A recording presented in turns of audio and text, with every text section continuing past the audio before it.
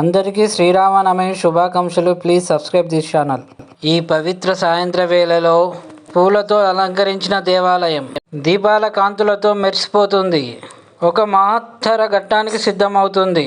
భక్తులు ఆనందంతో చేరుకుంటూ సీతారాముల కళ్యాణాన్ని కోసం ఎదురు చూస్తున్నారు. ధర్మస్వరూపుడైన శ్రీరాముడు రాజ్యసంగ అడుగులు వేస్తూ ప్రవేశించాడు. అతని దర్శనం చూసి హృదయాల్లో ఆనందంతో నిండిపోయాయి. కాంతితో నిండిన సీతమ్మ వారు పెళ్లి కూతురుగా ప్రవేశించింది.